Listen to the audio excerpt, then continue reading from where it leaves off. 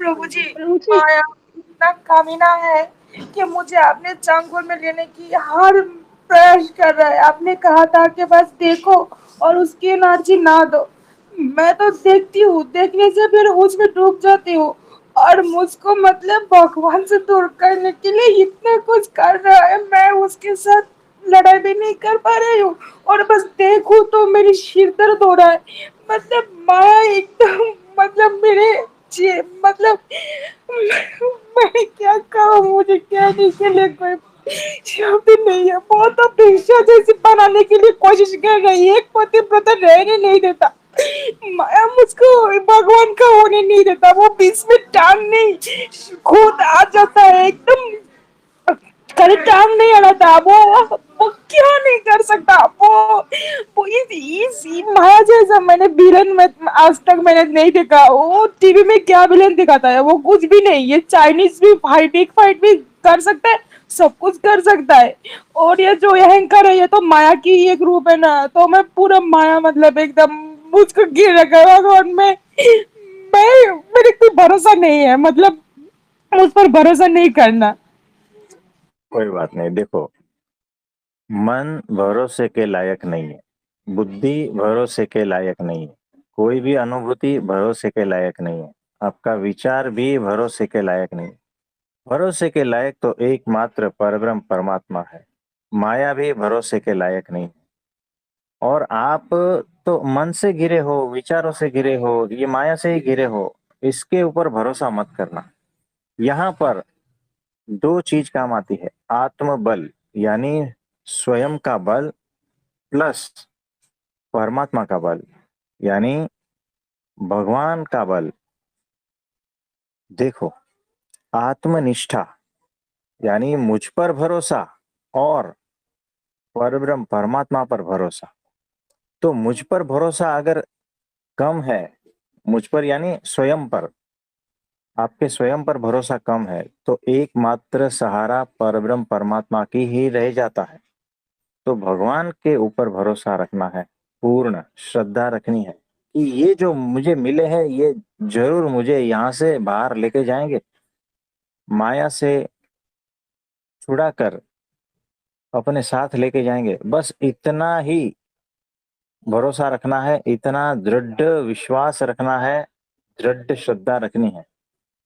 अगर जिस दिन इतनी दृढ़ श्रद्धा रह गए ना, तो फिर माया आपका कुछ बिगाड़ नहीं पाएगी। माया आपकी दासी हो जाएगी, आप जैसे कहोगे वैसे करेगी, ये ऐसा है। तो निश्चिंत रहना, कौन मिले हैं इसका ध्यान रखना, इसका चिंतन मनन करना। कौन सी प्राप्ति हुई है, प्रकट भगवान की प्राप्ति हुई है, उससे कम नहीं है। ये बात जब भीतर उतर जाएगी ना, तब माया का कुछ नहीं बिगाड़। जब तक भगवान पे निष्ठा नहीं है ना, तब तक ही माया अपना जोर चलाएगी। तो एक ही सेंटेंस याद रखो, भगवान पर टूट श्रद्धा, संपूर्ण निष्ठा, इतने में सब कुछ आ गया। प्रभु जी, प्रभु जी, मेरे जो हाँ, ध्यान में जो अनुभूति हुआ था, क्या वो माया ने भगवान के रूप लेकर मेरे साथ प्रताड़ना तो नहीं किया, या फिर वो भगवान की ही अनुभूति थी? अनुभूति कभी हुई थी? ये जो 2 दिन, एक दिन पहले, 2 दिन पर 2 दिन हुआ था ध्यान देखो, में। भगवान अगर अनुभूति करवाते हैं ना, तो उनके लक्षण अलग होते हैं। तो माया करवाती है तो उसके लक्षण अलग होते हैं। भगवान अनुभूति कराते हैं तो भगवान का भीतर जो आनंद रहता है ना, वो भीतर आनंद रहता है। वो माया, भगवान के, हाँ भगवान का आनंद तो था, भगवान का आनंद था, भगवान के लिए तड़प भी था, और उसके लिए शायद थोड़ी बहुत प्यार जैसा कुछ था। हाँ, तो भगवान की अनुभूति है, ठीक है। नहीं तो फिर बेचैनी, दुख, पीड़ा, तकलीफ ये सारा बढ़ जाता है अगर माया की अनुभूति है तो, ठीक है। तो कल मैंने ध्यान किया था, लेकिन मेरे विचार, मेरे दिमाग में मतलब माया को भनक लग गया कि मैं उसको चकमा देकर भगवान से मिल रही हूँ। तो मुझे कल मिलने नहीं दिया रात को। मैंने कोशिश किया लेकिन वो हुआ नहीं, क्योंकि माया ने मेरे दिमाग चक्कर रखा है। मुझे तो लगता है एकदम मतलब, आप तो कहते हो आप तो समझते हो, लेकिन प्रभु जी माया पता नहीं क्या दोष दृष्टि दिखा देगा, क्या करवा देगा कि वो आपको हाथ से छीन लेगा। मुझे आपको आपसे दूर नहीं होना है, और वो कुछ भी कर लेगा, और फिर जो जो करने से फिर आपसे दूर होने की वो आ जा सकता है वो सब भी कर लेगा वो। मुझे देखो मैं क्या करूं? सुनो, माया जो है अपना जोर दिखाएगी और भगवान से आपको दूर करने की कोशिश करेगी, ठीक है।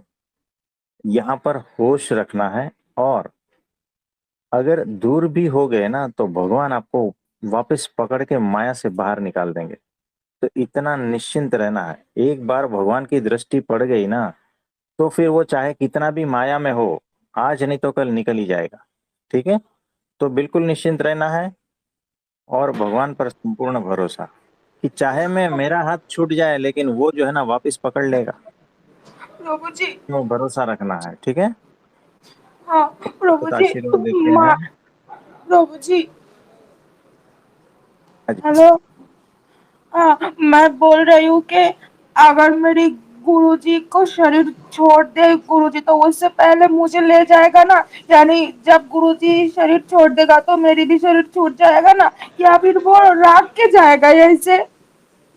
नहीं, आपका पूरा काम करके ही जाएंगे, ठीक है। मतलब मुझे ले जाएगा ना? छोड़ के लेने तो के नहीं लिए तो जाएगा? आए हैं, लेने के लिए ही आए हैं तो ले ही जाएंगे।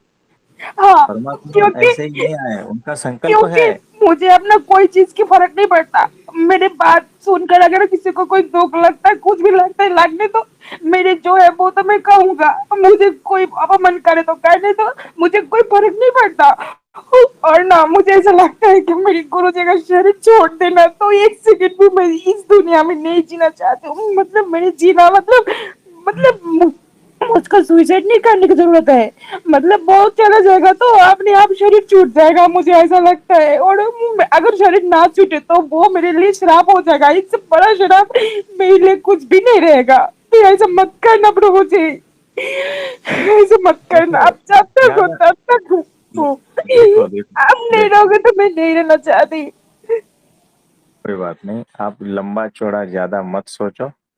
भगवान का जो प्लान है उसके हिसाब से ही होगा, तो निश्चिंत रहना बस, कि जैसी तेरी मर्जी। बात खत्म हो गई, ठीक है।